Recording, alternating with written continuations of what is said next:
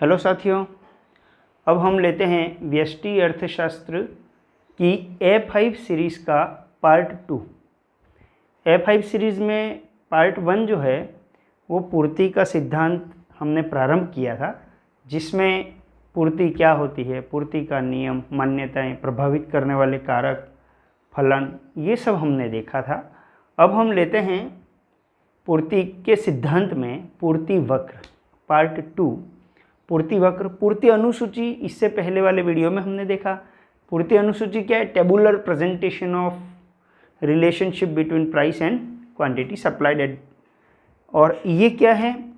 Graphical presentation of price and quantity supplied. ठीक है, यहाँ पूर्ति अनुसूची का रेखा चित्र के रूप में प्रस्तुतिकरण ऐसा भी कह सकते हैं, या और क्या कह सकते हैं?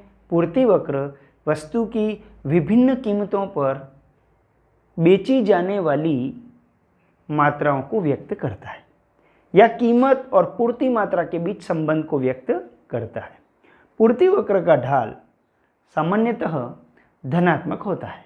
ठीक है, अब मांग वक्र जैसे दो प्रकार के थे, व्यक्तिगत मांग वक्र और बाजार मांग वक्र। पूर्ति वक्र भी दो होंगे, व्यक्तिगत पूर्ति वक्र और बाजार पूर्ति वक्र। व्यक्तिगत पूर्ति वक्र किससे संबंधित होगा? एक उत्पादक या एक फर्म से संबंधित है कि एक फर्म वस्तु की विभिन्न कीमतों पर कितना कितना बेचना चाहती है। बाजार पूर्ति वक्र क्या बताएगा? बाजार के सभी उत्पादकों या सभी विक्रेताओं द्वारा विभिन्न कीमतों पर कुल कितनी कितनी मात्राएं बेची जानी हैं या वो बेचने के लिए तैयार हैं। तो इसको हम ऐसा भी बोल सकते हैं कि व्यक्तिगत पूर्ति वक्रों का क्षैतिज योग करने से बाजार पूर्ति वक्र प्राप्त होता है। क्षैतिज योग, horizontal summation of individual supply curve, ये हमने बाजार मांग वक्र में भी देखा था कि व्यक्तिगत मांग वक्रों का क्षैतिज योग। जब डायग्राम को डायग्राम से जोड़ते हैं, ये हॉरिजॉन्टल समेशन होता है। कोई न्यूमेरिकल वैल्यू तो है नहीं, this plus this equal to this कर दे, है ना। तो डायग्राम जब ऐड होगा तो ये हॉरिजॉन्टल समेशन क्षैतिज योग कहलाएगा। इसको हम डायग्राम से देखते हैं। व्यक्तिगत पूर्ति वक्र, ये एस ए बनाया है, एस ए फर्म ए का पूर्ति वक्र। ढाल देखिए धनात्मक है, अगर कीमत बढ़ेगी तो पूर्ति मात्रा भी बढ़ेगी, ये फर्म ए का। बाजार बनाना है, हम ये मान लेते हैं कि बाजार में केवल दो ही उत्पादक हैं, ए और B, firm A and firm B. A का हमने ये एस ए सप्लाई कर्व बनाया और बी का एस बी हमने बना दिया। अब इनका जोड़ कैसे करना है? हम एक कीमत ले लेते हैं, कीमत पी ली है। इस पी कीमत पर फर्म ए जो है वो कितना बेचना चाहता है, इसको हमने यहाँ तक मिलाया, ये यहाँ ड्रॉ हुआ। Q1 मात्रा बेचना चाहता है फर्म ए। ठीक, इसी कीमत पर हम देखते हैं फर्म बी कितना बेचना चाहती है, तो इसी कीमत को आगे लेते हैं और इसको भी इसके सप्लाई कर्व से इंटरसेक्ट करवाते हैं और यहाँ ड्रॉ किया, यह आया Q2। फर्म बी इसी कीमत पर Q2 मात्रा बेचना चाहती है, तो दोनों फर्म की कुल मात्रा कितनी हुई? Q1 plus Q2। इन दोनों को ऐड करें, है ना। ये डिस्टेंस और ये डिस्टेंस दोनों को ऐड करने पर इतनी डिस्टेंस बनी। कीमत तो हम वही ले आए और पहले हमने डिस्टेंस देख ली, इसको हमने Q3 कहा। ठीक है, अब कॉम्बिनेशन बिठाइए, P प्राइस और Q3 क्वांटिटी, दोनों का एक रेक्टेंगल बना और ये जो इंटरसेक्ट पॉइंट है, ये जो कॉर्नर है, वहाँ से हमने एक सप्लाई कर्व निकाला। ठीक है ना, ये सप्लाई कर्व कहलाएगा एस एम। कैसे आया? तो S A plus S B, और यहाँ ये जो Q3 है वो Q3 equal to Q1 plus Q2। ठीक है ना, ये कुल मात्रा को बताता है। अब हम बात करेंगे पूर्ति मात्रा में परिवर्तन और पूर्ति में परिवर्तन। चेंज इन क्वांटिटी सप्लाइड और change in supply. Quantity word आया, मात्रा शब्द है, मैंने पहले डिमांड वाले चैप्टर में भी बताया था यही डिफरेंस, और कहा था जब मात्रा शब्द आए तो ध्यान रखना कीमत बदल रही है, स्वयं की कीमत बदल रही है, और मात्रा शब्द नहीं है तो अन्य बातें बदल रही है। अब अन्य बातें कौन सी हैं, उसके लिए हमको फंक्शन याद करना पड़ेगा। जो फंक्शन हमने पढ़ा है उस फंक्शन के सारे कंपोनेंट्स हमको ध्यान में रखना है कि px के अलावा जितना भी मैंने लिखा है वो सब अन्य बातें हैं। तो पूर्ति मात्रा में परिवर्तन, पूर्ति तो दोनों में बदल रही है, नाम अलग अलग रखा है क्योंकि कारण अलग अलग हैं, है ना। यस, देखिए अन्य बातें स्थिर रहें और वस्तु की स्वयं की कीमत, जिसको हम px भी कह दें, स्वयं की कीमत बदलने से पूर्ति मात्रा बदलती है तो इसे कहेंगे पूर्ति मात्रा में परिवर्तन। कोडवर्ड में भी लिखा है px पे राइट का निशान, sx पे भी राइट का निशान, मतलब px बदलने से sx बदलता है, x वस्तु की पूर्ति और x वस्तु की कीमत, और अन्य बातें स्थिर हैं। यहाँ पर हम क्या कहेंगे, पूर्ति में परिवर्तन, या मात्रा शब्द नहीं है, इसका मतलब अन्य बदल रहे हैं, तो यहाँ पर कीमत को स्थिर रखना है। क्या परिभाषा बनेगी, वस्तु की स्वयं की कीमत स्थिर रहे और अन्य बातों के कारण पूर्ति मात्रा बदलती है, तो इसे हम कहेंगे पूर्ति में परिवर्तन। कोड वर्ड में ऐसा लिखेंगे, अन्य चेंज, और sx ये भी चेंज हो रहा है, और px स्थिर, स्वयं की कीमत है वो स्थिर है। अब हम डायग्राम में कैसे चेंज होता है वो देखें। देखिए एक ही सप्लाई कर्व बनाया हमने, है ना, इसमें इनिशियल प्राइस और क्वांटिटी ये हैं, बीच में हमने जो लिया है इसको हम P1 और P0 ले लें, और ये Q1 और Q0। देखिए यदि प्राइस P से P1 हो जाता है, सप्लाई Q से Q1 हो जाती है, तो हम इसी कर्व पर नीचे से ऊपर की ओर मूव करते हैं, और यदि प्राइस कम होती है तो सप्लाई इतनी कम हो जाती है, तो इसी कर्व पर हम नीचे की ओर मूव करते हैं, तो इसे हम कहेंगे movement along a supply curve. एक ही पूर्ति वक्र पर चलन या संचलन, या एक ही पूर्ति वक्र पर गति, यहाँ पर पूर्ति वक्र बदलेगा नहीं, ठीक है ना। हमने देखा आपने, एक ही पूर्ति वक्र पर अपन ऊपर और नीचे की ओर चल रहे, पूर्ति वक्र नहीं बदल रहा। क्यों? क्योंकि वस्तु की खुद की कीमत बदलने से पूर्ति बदलती है। इसके दो रूप हैं, पूर्ति में विस्तार और पूर्ति में संकुचन। बढ़ेगी तो विस्तार, कम होगी तो संकुचन, है ना। इसलिए इसका नाम है पूर्ति वक्र पर संचलन। ध्यान रखें, पूर्ति मात्रा में परिवर्तन का दूसरा नाम क्या है, पूर्ति वक्र पर चलन, या पूर्ति वक्र पर गति, या पूर्ति वक्र पर संचलन। इंग्लिश में एक ही वर्ड है, मूवमेंट अलोंग ए सप्लाई कर्व। अब हम बात करेंगे इधर, अगर वृद्धि कमी होती है, मतलब शिफ्टिंग होती है, तो कैसे होगा, और शिफ्टिंग कब होती है, जब कीमत स्थिर रहे और अन्य बातों के कारण पूर्ति मात्रा बदले। इसे ऐसी स्थिति में पूर्ति वक्र अपनी जगह छोड़ देता है, अर्थात राइट या लेफ्ट शिफ्ट हो जाता है। इसको हम देखें, कीमत ये एक ही है, 3 सप्लाई कर्व हमने बनाए हैं, बीच में S जो है वो ओरिजिनल है, S1 राइट शिफ्टिंग बता रहा है, S0 लेफ्ट शिफ्टिंग बता रहा है, ठीक है। कीमत को हमने एक ही कीमत को स्थिर रखकर तीनों को इंटरसेक्ट करवाया है, तीनों मात्राएं इधर मिला दी हैं। हम देखते हैं यदि राइट इंटरसेक्ट हो रहा है तो वो कब हो रहा है, जब सप्लाई बढ़ती है। सप्लाई यदि Q से Q1 हो जाए, कीमत स्थिर है और सप्लाई बढ़ गई, तो आप देखिए सप्लाई कर्व राइट शिफ्ट करता है, ठीक है। यदि कीमत यही है और सप्लाई कम होती है तो सप्लाई कर्व लेफ्ट शिफ्ट करता है। तो हम ये देख रहे हैं इसमें कि यदि कीमत स्थिर रहे और अन्य बातों के कारण सप्लाई बढ़ती है या कम होती है तो सप्लाई कर्व शिफ्ट करता है, ठीक है ना। तो इसका नाम क्या हो जाएगा, अदर नेम क्या हो जाएगा, शिफ्ट्स ऑफ सप्लाई कर्व या शिफ्ट्स इन सप्लाई कर्व, है ना। पूर्ति वक्र का विवर्तन या पूर्ति वक्र में विवर्तन, ये इसका दूसरा नाम है। और इसके दो रूप हैं, पूर्ति में वृद्धि और पूर्ति में कमी, ठीक है। यहाँ पे दो रूप विस्तार और संकुचन, और यहाँ पर दो रूप है वो वृद्धि और कमी। इसको हम आगे दोनों को अलग अलग डिटेल में और देखते हैं। अब हम लेते हैं पूर्ति में विस्तार संकुचन और पूर्ति में वृद्धि कमी।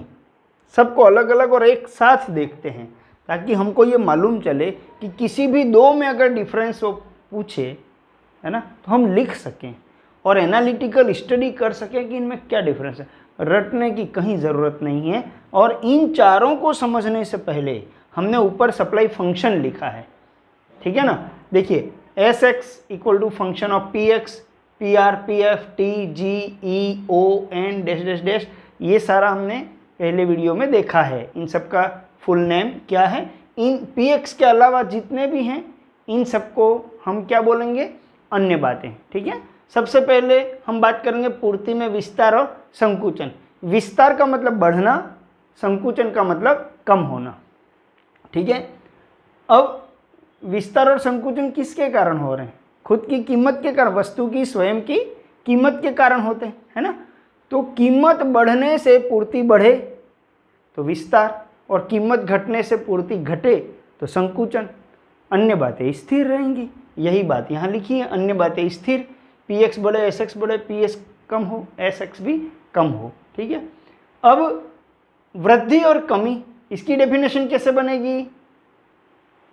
अब यहाँ पर वस्तु की कीमत खुद की स्थिर रहनी चाहिए, है ना, और अन्य बातें बदलेंगी। अब अन्य तो बहुत सारी बातें हैं कि इसमें क्या बदलाव होगा वो हम अलग से देखेंगे, ठीक है ना। अन्य बातों में परिवर्तन के कारण पूर्ति बढ़ जाए तो इसको हम कहेंगे पूर्ति में वृद्धि, और अन्य बातों में परिवर्तन के कारण पूर्ति घट जाए तो इसे हम कहेंगे पूर्ति में कमी, ठीक है।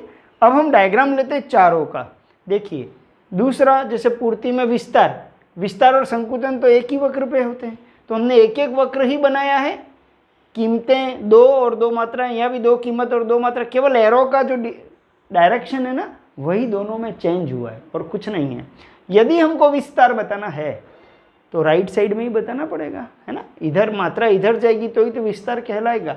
तो कीमत बढ़ने पर मात्रा बढ़े, इसका मतलब पहले हम यहाँ थे और यहाँ हो गए, ए से बी पर गए, तो एक ही सप्लाई कर्व पर नीचे से ऊपर की ओर मूवमेंट हो रहा है। लिखा हमने पूर्ति वक्र पर नीचे से ऊपर की ओर गति, ये नीचे से ऊपर की ओर गति होती है। यहाँ पर सप्लाई कर्व एक ही है, कीमत घटने पर पूर्ति घट रही है। पहले हम यहाँ ए पर थे, अब बी पर हैं, तो एक ही सप्लाई कर्व पर ऊपर से नीचे की ओर मूवमेंट हो रहा है, गति हो रही है। यहाँ हमने लिख दिया पूर्ति वक्र पर ऊपर से नीचे की ओर गति। इसी का हमने न्यूमेरिकल शो कर दिया कि कीमत बढ़ गई 5 से 10 और पूर्ति मात्रा 20 से 30 हो गई। यहाँ कीमत 10 से 5 कम हो गई और पूर्ति मात्रा भी कम हो गई। अब हम देखते हैं वृद्धि और कमी में, ठीक है।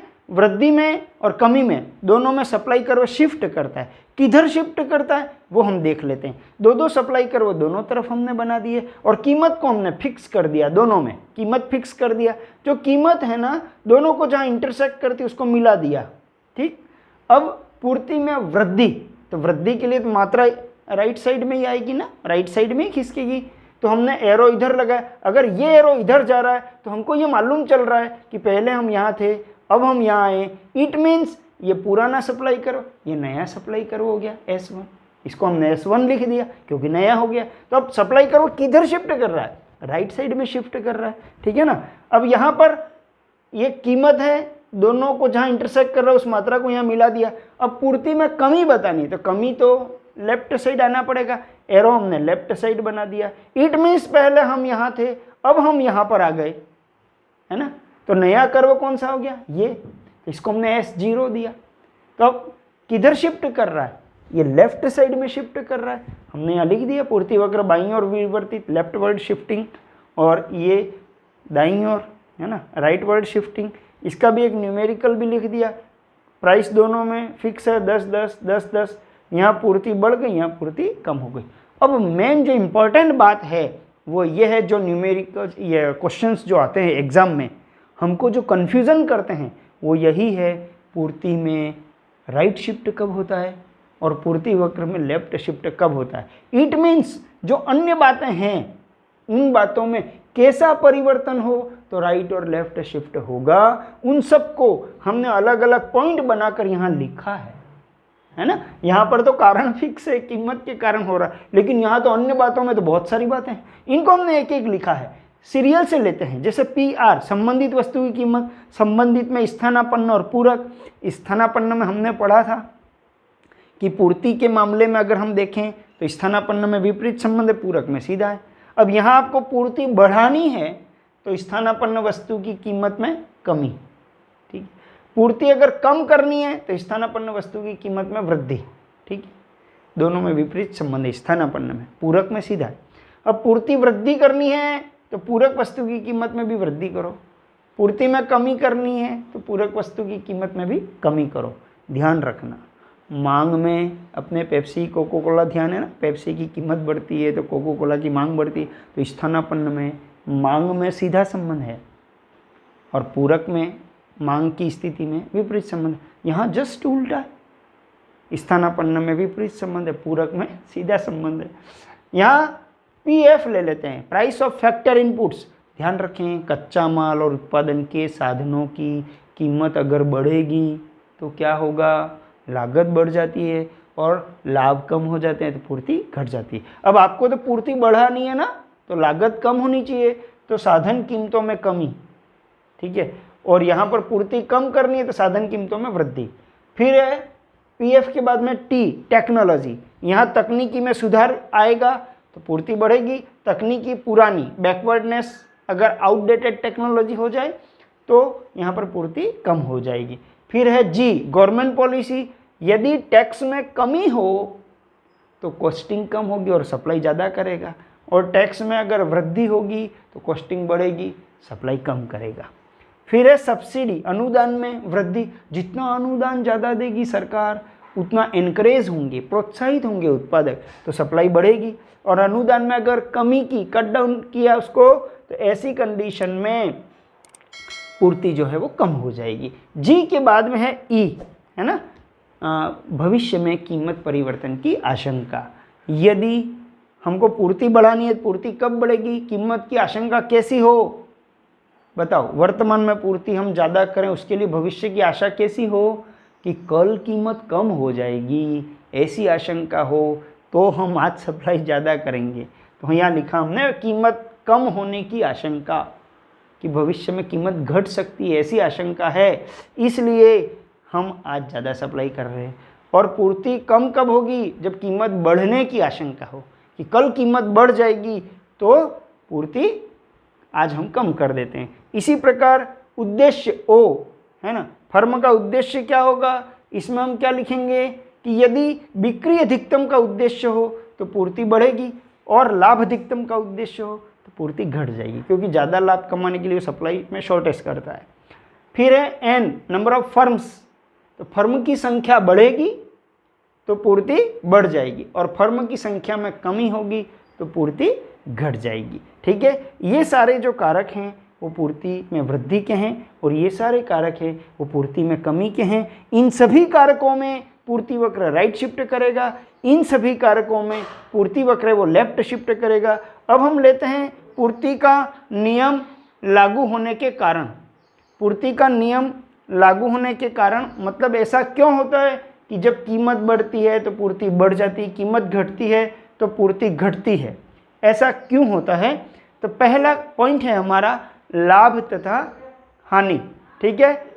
लाभ तथा हानि ये क्या होता है, तो जब कीमतें बढ़ती हैं तो लाभ होने की इच्छा रखता है, लाभ होगा तो ऐसी स्थिति में वो सप्लाई ज़्यादा करता है। जब कीमतें घटती हैं तो उसको हानि होने की प्रत्याशा रहती, हानि होने की आशंका रहती है, इसलिए वो पूर्ति में कमी कर देता है। इसी प्रकार स्टॉक में परिवर्तन, स्टॉक में परिवर्तन में क्या करेंगे हम कि जब कीमत बढ़ती है तो वो क्या करता है, वर्तमान तो इस मात्रा बेच ही रहा है, साथ में जो पुराना स्टॉक पड़ा है उसको भी वो मार्केट में उतार देता है, स्टॉक बढ़ा देता है, अपना जो स्टॉक किया हुआ माल है उसको खाली करता है, इसलिए कीमत बढ़ने पर पूर्ति बढ़ जाती है। इसी प्रकार जब कीमत कम होती है तो वो क्या करता है, जो माल अभी भी उत्पादन कर रखा है उसको भी वो स्टॉक कर लेता है, क्योंकि उसको हानि हो रही है। नेक्स्ट है फर्मों का प्रवेश और बहिर्गमन।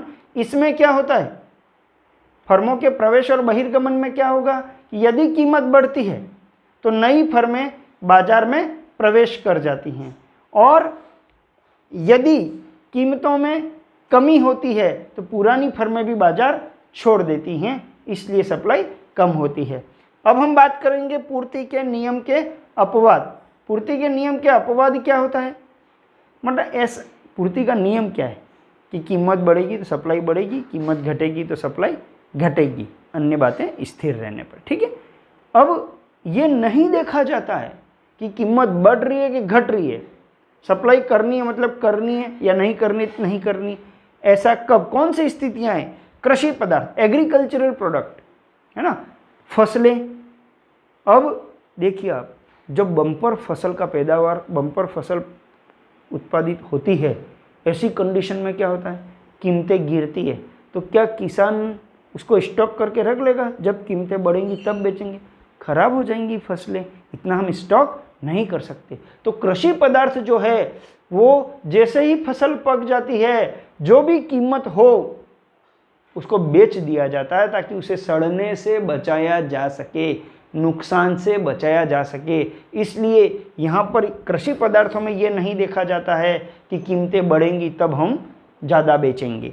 इसी प्रकार नाशवान वस्तुएं, सब्जी हैं, फल हैं, है ना, इनमें क्या होता है, इनमें कभी भी, जैसे दूध है तो इनमें कीमतें बढ़ेंगी तब बेचेंगे, नहीं, इनका अस्तित्व समाप्त हो जाएगा। फिर है पुराने स्टॉक की बिक्री या नीलामी। हम देखते हैं कंपनी सेल लगाती है ना, बहुत आधे से आधे दामों में भी ज़्यादा से ज़्यादा माल काटने की कोशिश करती है। क्यों? क्योंकि वो अपना स्टॉक समाप्त करना चाहती है। तो हमने ये देखा कि ये जो 3 पॉइंट हैं उसमें इस कारणों से पूर्ति का नियम लागू होता है, और ये जो 3 कारण हैं ये पूर्ति के नियम के अपवाद हैं। ये पार्ट 2 है पूर्ति के सिद्धांत का, जिसमें हमने ये सारी बातें देखी। इस वीडियो को हम यहीं समाप्त करते हैं।